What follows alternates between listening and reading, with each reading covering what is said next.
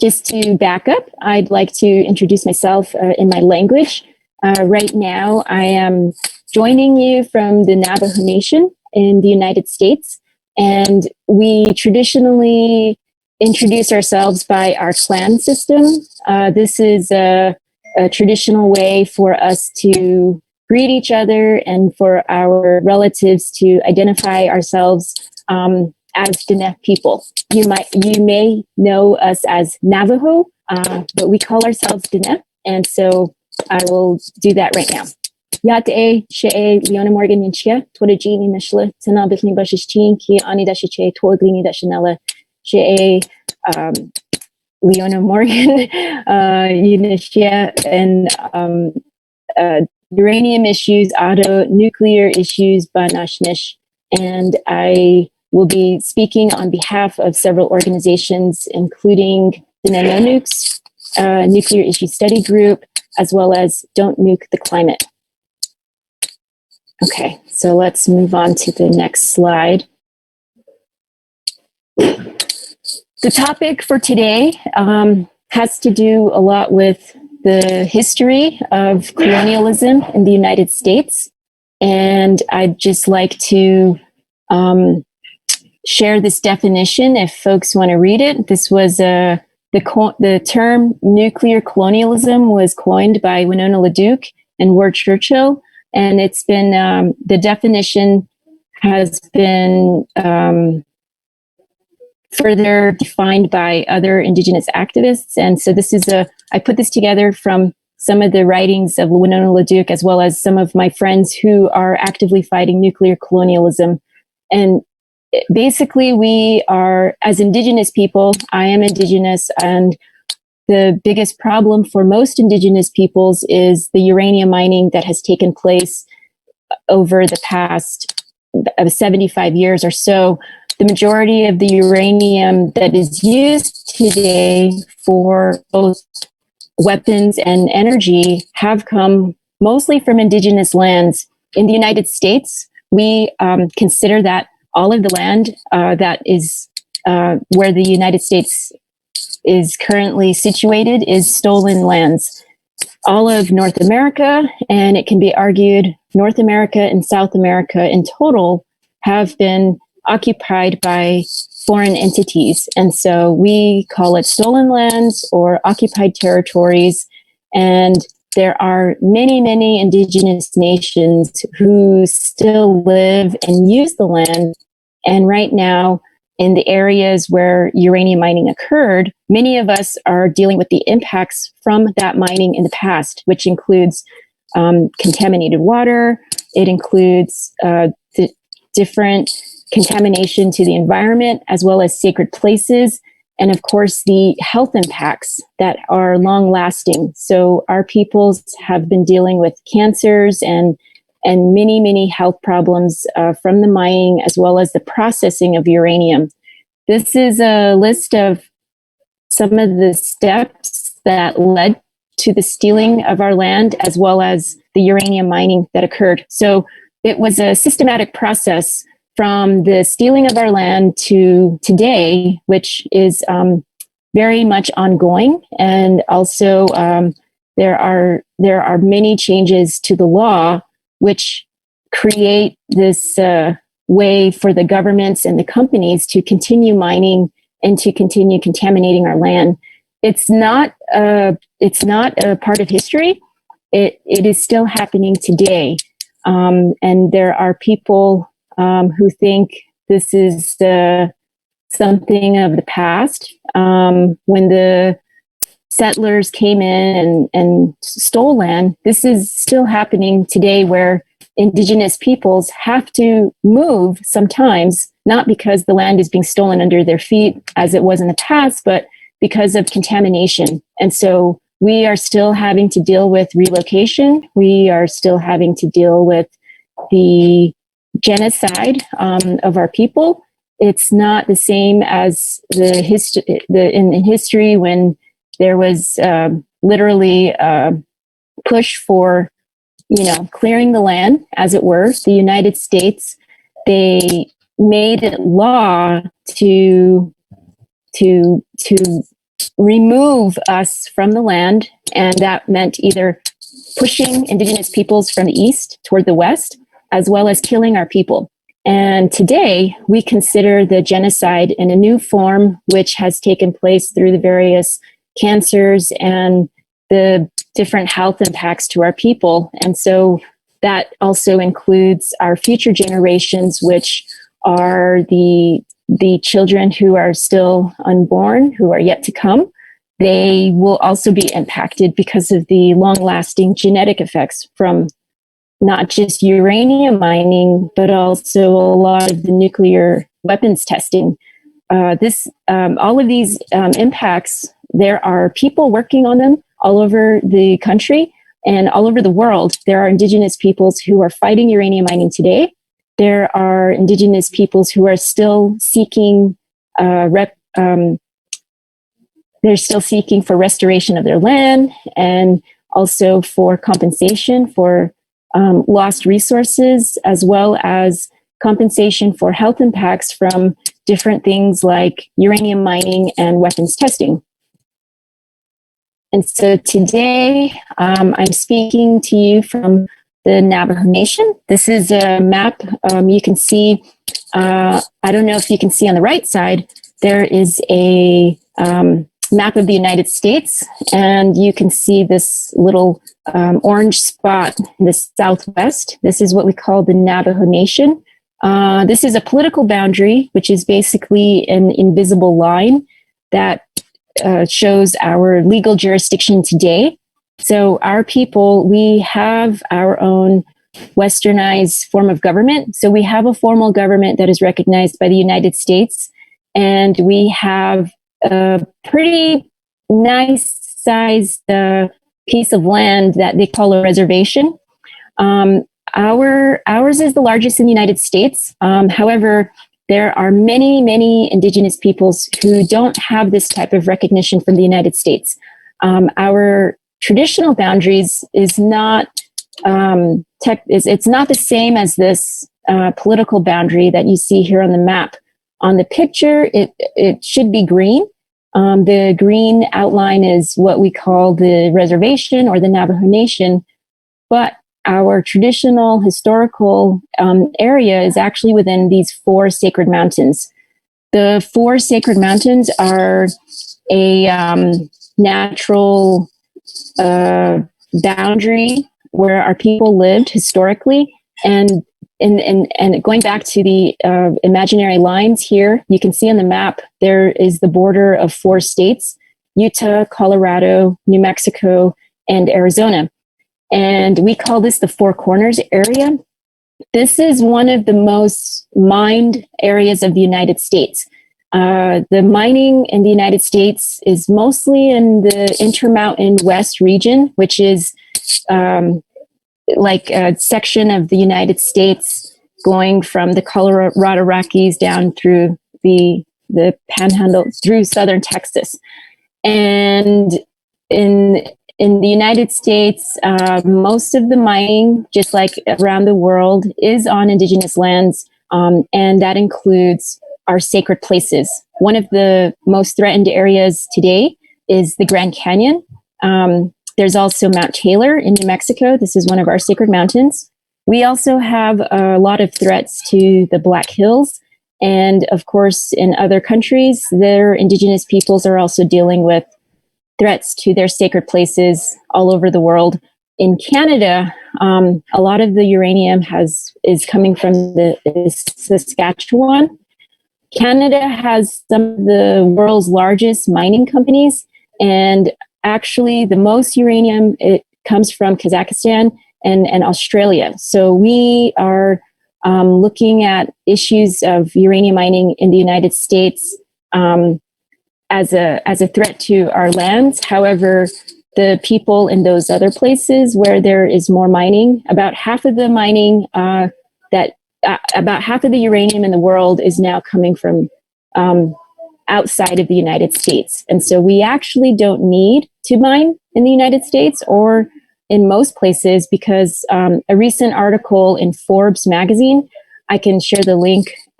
It says that there are enough reserves for at least 130 years.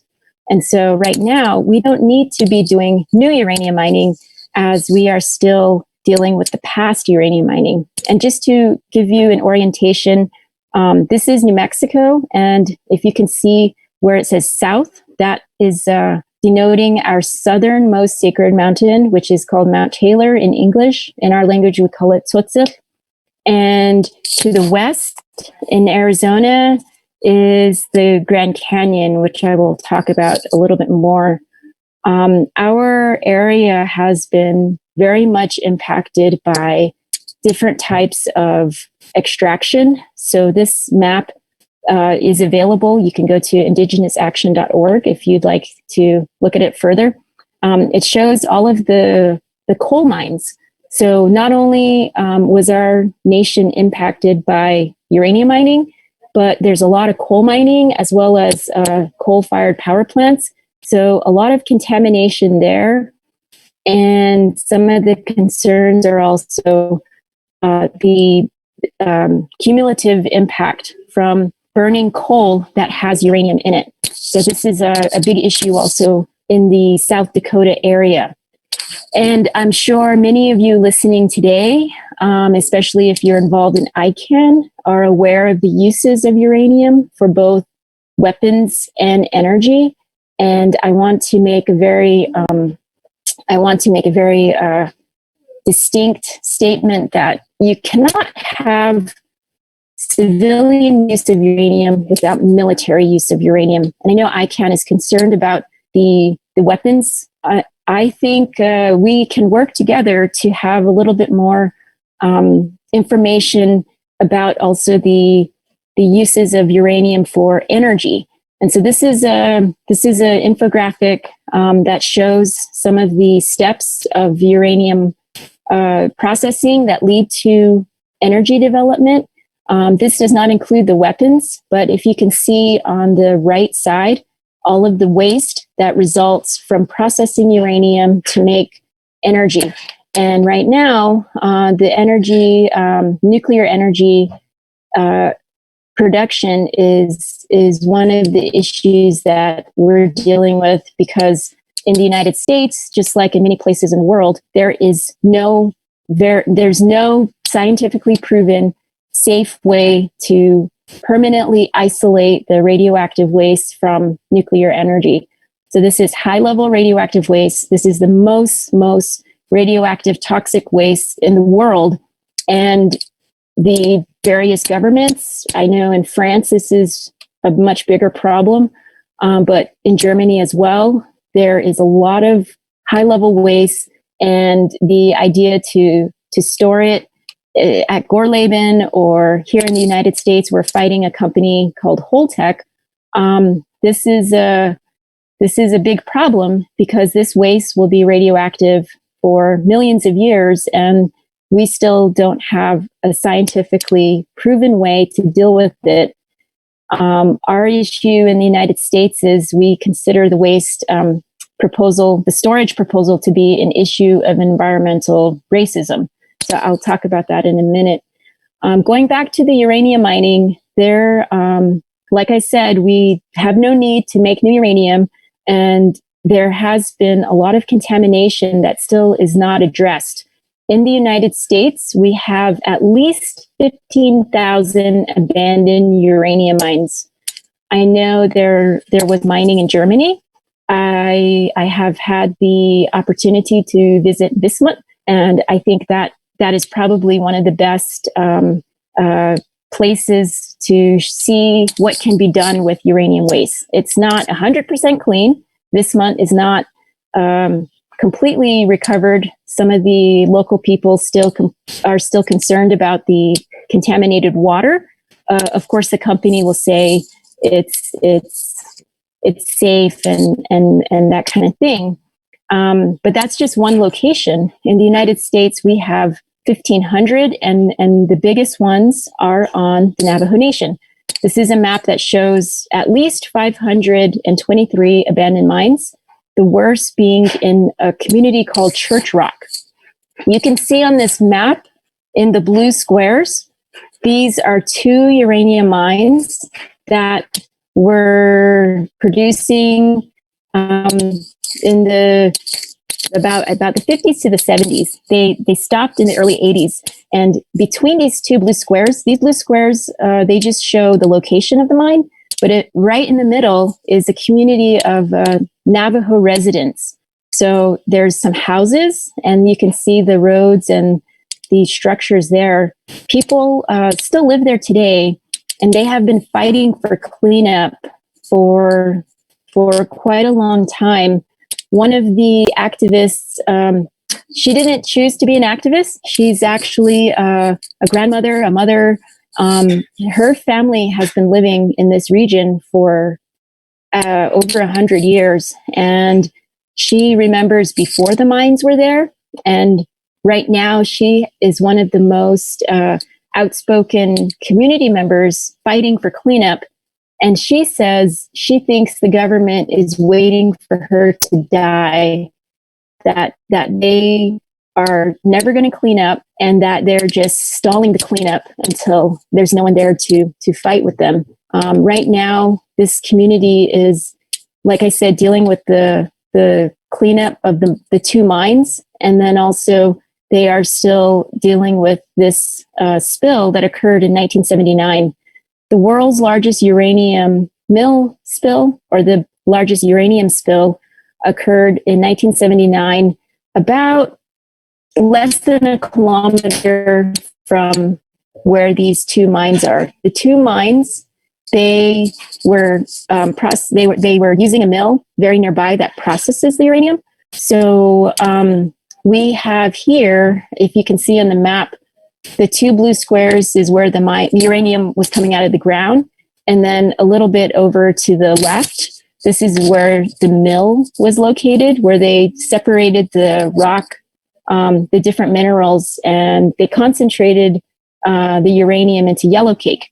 And the waste was being stored. You see this yellow circle.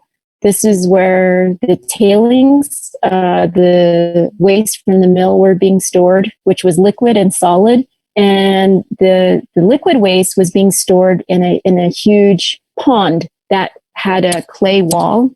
In the early morning of on the early morning of July 16th, 1979, the wall it was cracked, and then it breached. So that wall that was holding in all of that liquid contaminated stuff, it opened, and the waste spilled and went into this ditch here. We call it a ditch. It's a little pathway for the water that eventually went to this Puerco River, and then the Puerco River gave it a pathway to flow over 100 miles into Arizona. And so we like to talk about this as one of the biggest nuclear accidents in the world. And our people consider this on par with Chernobyl, with Fukushima, but yet it's not talked about.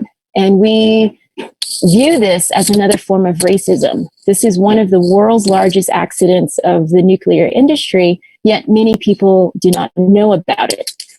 And just as a coincidence, maybe you can, I don't know what the word is, but it's interesting that July 16th was also the first, the July 16th, 1945 was the day the first atomic nuclear test happened, also in New Mexico. And so in New Mexico, on July 16th, we have a lot of events usually.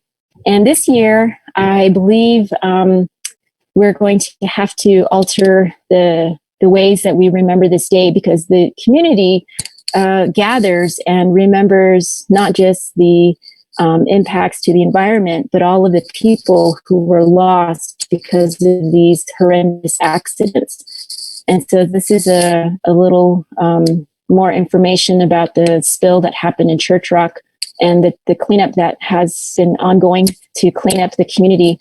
And it's a very huge problem that it will take a lot more work and a lot more money. However, it's not being done to the satisfaction of the community. The community is still not happy with the progress, but the government thinks, it's they're putting a lot of money and they've spent many years on it, and they probably will not do the job to the satisfaction of the community. And this is the reality in every area where there's uranium mining. The community wants it to be cleaned up the way it was before mining. We call it pre-mining conditions, but it's very hard to do and will cost a lot of money, which the government usually does not want to pay for.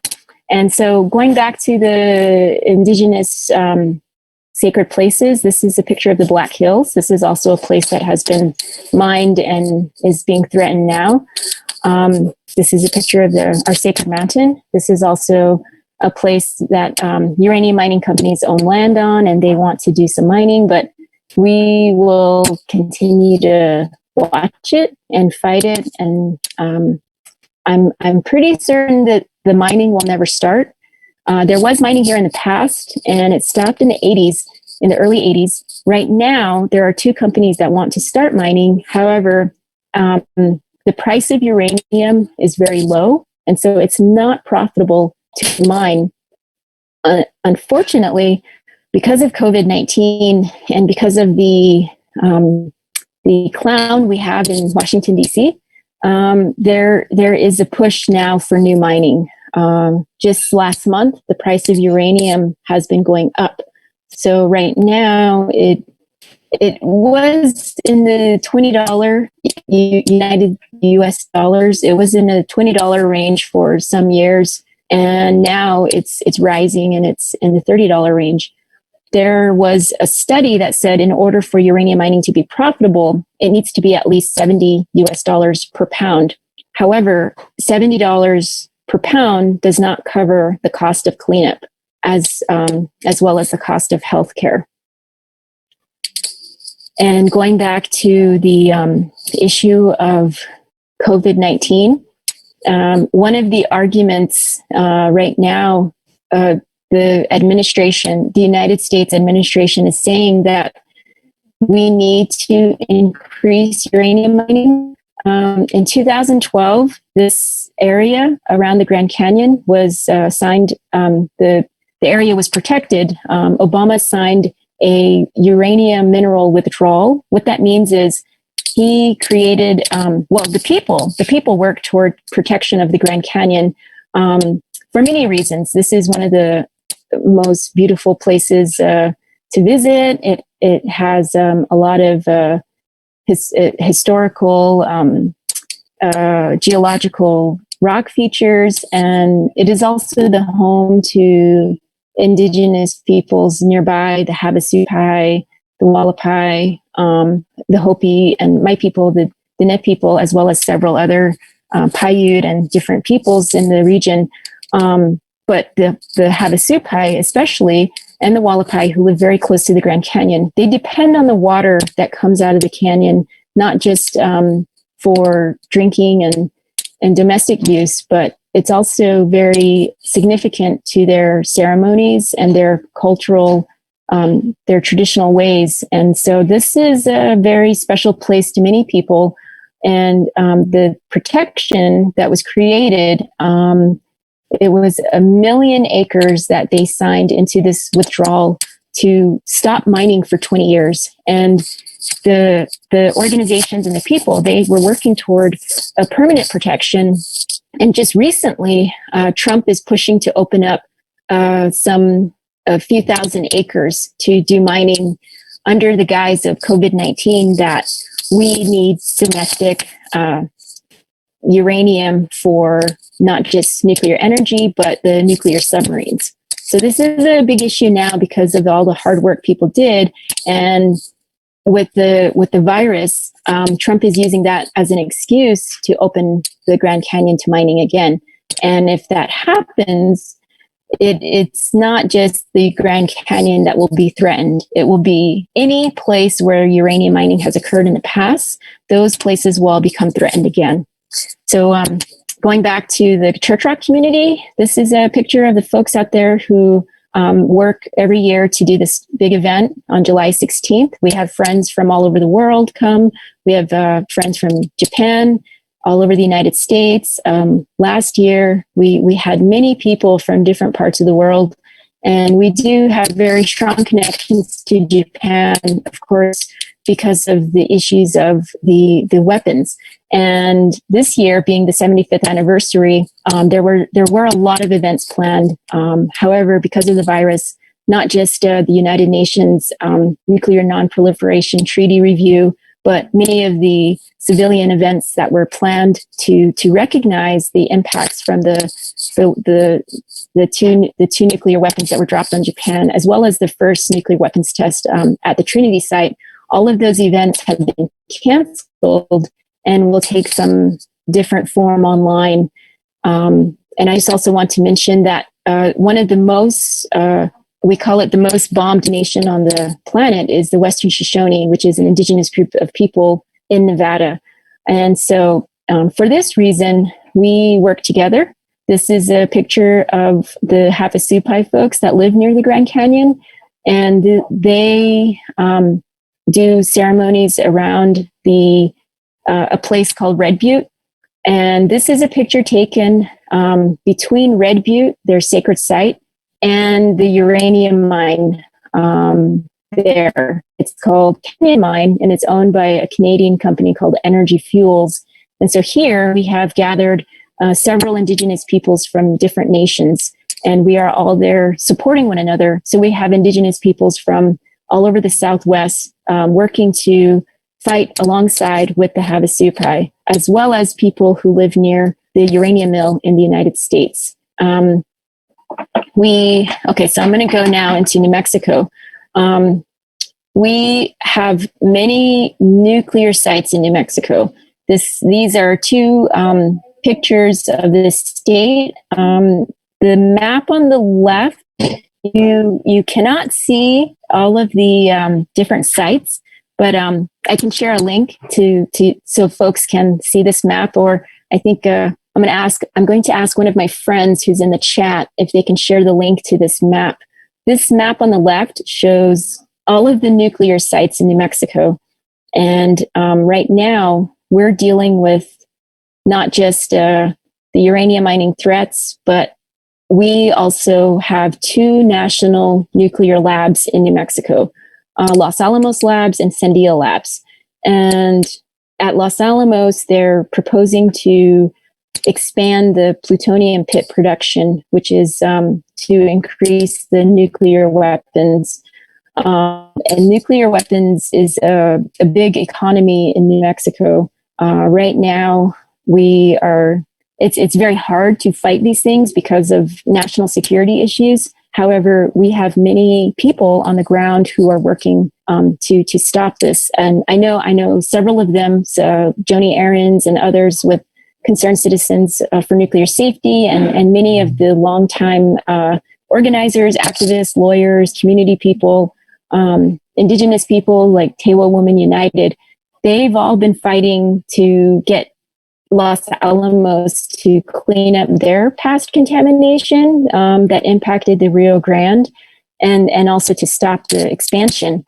Los Alamos they're trying to grow not just the amount of nuclear weapons parts, but they also want to expand their entire facility to bring in more workers, and it's an incredible fight that is being led there primarily by women.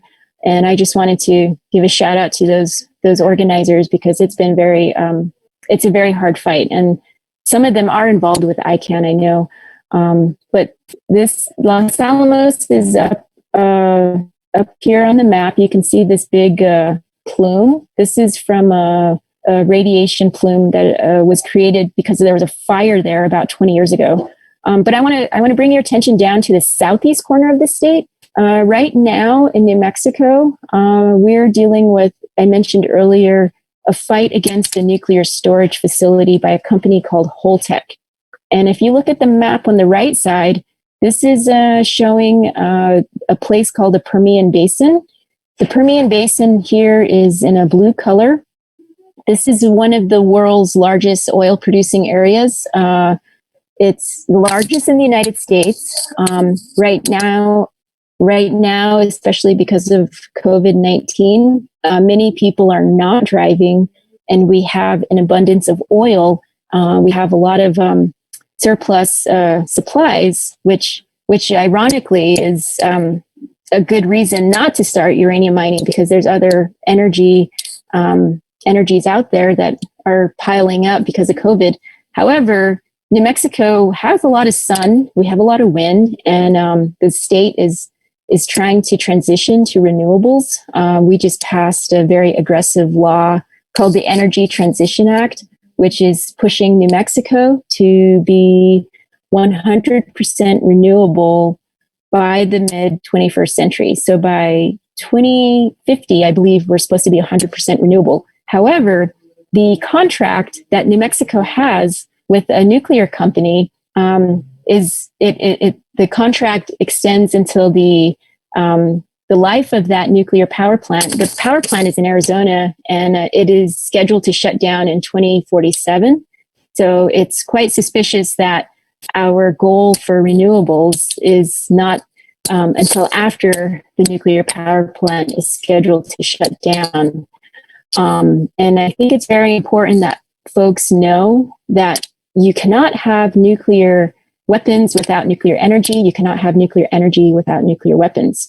These things go hand in hand. And some nuclear reactors that create plutonium as a waste byproduct are creating the very ingredient that's needed for nuclear energy. So it's very important that we work together and that we do not separate the uses of uranium between energy and weapons. They are the same. And so we all need to work together to fight the nuclear beast. I'm going to try to finish my talk so we can have time for questions. One very important thing in the southeast part of New Mexico, this is where we're dealing with a proposal for a nuclear waste storage, and our organization called the Nuclear Issue Study Group. We're a fairly new group. We started in 2016, and the focus for our group is to have more young people joining the nuclear fight. Right now in the United States, most of our anti-nuclear activists are much older. They are well into their 60s, 70s, and 80s. And so our group, we are very intentional about bringing in young people as well as people of color, and uplifting and centering frontline communities. So we started 4 years ago, and the biggest fight we have right now is against this nuclear waste storage. We also are dealing with a local dump in the city of it's in the city of Albuquerque, basically. It's called a mixed waste landfill. So we've been focused a lot on nuclear waste issues, but we also are very supportive and get involved in other parts of the whole nuclear fuel chain. Our mission is to protect New Mexico from all things nuclear, because we have the uranium mining issue, we have the nuclear labs. We also have a lot of experimentation happening at India, at the University of New Mexico, and New Mexico Tech, and also the country's only enrichment facility. So Urenco is in New Mexico, and I wanted to share some photos from a friend in Germany who is fighting Urenco. And right now, one of the biggest issues there is that Urenco is in the United States trying to push for enrichment of uranium to almost 20%. They want to enrich uranium to 19.75%, which is for energy. But once it passes that and goes beyond 20%, it can be used for weapons. And so there's a lot of folks in Germany who are fighting Urenco because they are not being very transparent and honest with the use of that uranium. And so I think this is a great place for us to work together, because if Urenco is not just enriching for civilian use or for power plants, that the concern is it could go towards weapons as well as toward military use in submarines and for other things. And I know there's also some issues with Germany trying to buy some certain types of jets because I guess this is news to me that the German Minister of Defense wants to buy F-18 jets from the United States because they are the only ones that can carry nuclear weapons. And so there are U.S. nuclear weapons in Bushel, which is another fight our friends are working on over there. And you can find a lot of the information I'm sharing, you can find on the Don't Nuke the Climate website. Don't Nuke the Climate is an international campaign. We're dealing with climate change, but we're also connecting all of the issues that I'm talking about today, from uranium mining, energy, weapons, and working with friends not only all over Europe and the United States, but in other places like in different places in Africa, India, Japan. I just got a message from our friend in Turkey, and so we have a great network of folks, and I'd really like to see folks get involved more in the effort to stop nuclear as a carbon-free energy. So this is another issue, is that our folks in New Mexico, some people think nuclear energy is carbon-free. Of course, this is an issue all over the United States, but the push for more nuclear energy development and saying it's a solution to climate change is completely false. Right now, all of the information I just shared, the uranium mining, the processing, the waste, all of these problems are also, they are not carbon free, is what I'm trying to say. The production of uranium, the transport of uranium all over the world does have a carbon footprint that is not measured when we're talking about nuclear energy development. And so right now in the United States, the power plants all over the country are quite old. Many of these aging reactors have cracks in them. There's issues with location near water, and a lot of them are beginning to shut down. These plants that were opened mostly in the 70s and over 40 years ago are reaching their lifespan. So they're expected they're basically at the end of their life expectancy as a power plant, and even though getting old and having problems, the government, the state, the companies, and the state energy companies want to extend they want to continue to keep these power plants running, which is quite dangerous because they're old, but also it's not necessary because we have other types of energy that we can transition to. Right now in the United States, there is no place to put the waste. And this map here is showing all of the reactors in the United States, and the locations of them they're mostly in the East Coast. There's about 65 sites with over 100 reactors. And all of these reactors right now have waste on site, and they are wanting to move the waste off their land. And some of the community people also want to move the waste because it's quite dangerous and there is no place to put it. But the government had developed a plan to store it at Yucca Mountain in Nevada, which never was fully, the law has allowed for Yucca Mountain to move forward. However, it is not a technologically sound place to store it. So now the law does not allow for temporary storage, but what's being proposed is a temporary storage in New Mexico until there is a permanent storage location. There are two proposals. One is in New Mexico and one is in Texas. It's right on the border. Both of these facilities are very close to each other, and they plan to store waste only temporarily until there is a permanent solution. However, we believe that if the waste is moved from any power plant to New Mexico or Texas, that they will become permanent dumps. And so this is very dangerous, not just because of the storage, but the transport. And this is an issue I know that's happening in Germany. There are manifestations going on this week, and that will continue to fight the transport of uranium from Germany to Russia. And so I think this is something folks will be seeing pictures because the manifestations took place this week. The train has not transported any waste, so they're waiting, and the people fighting there. I'm running out of time, and so I will have to share some of this information later. I can put some of the links in the chat about the people in Germany who are fighting the train transports.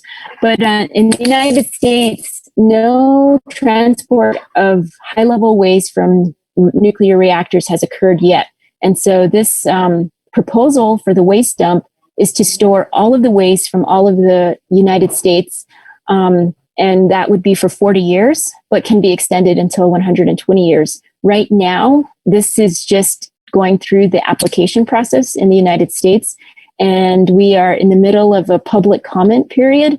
So if folks from Germany, if you all want to support the work we're doing here, you can send letters to our Nuclear Regulatory Commission, our organization, Nuclear Issues Study Group. We have a Facebook page. You can go to our Facebook. It's facebook.com/Nuclear Issues Study Group. And we also have a page focused on this fight. It would be facebook.com/Halt Holtec. And so we are fighting the government, and right now they are wanting to hold the public meetings on the internet. And so because of COVID-19, this is another problem that we're having, is the United States government is supposed to have in-person meetings. And these public hearings, we are pushing the government with support from our members in Congress. So our senators and representatives from New Mexico have been very supportive and are very involved in this fight. And they are asking the government to wait to hold these public meetings until it's safe to gather in public again. However, the company and the NRC, they want to do these public meetings online, which will silence the voices of many people. But if it turns out that we can gain enough support and have many, many eyes watching the government, it could also make it possible for people all over the country to get involved, because right now there's only 5 public meetings in New Mexico, which makes no sense, because as you can see from this map, the transport would be across the country. There should be public meetings across the country wherever the transport would occur. But that's not the case. So there's many opportunities to fight this if more people across the country will get public hearings. So this is an ongoing situation, and we have a national network of people fighting it. And so I'm going to end my talk now with this picture of Don't Nuke the Climate. You can see our website. This was a gathering we had in France a couple years ago.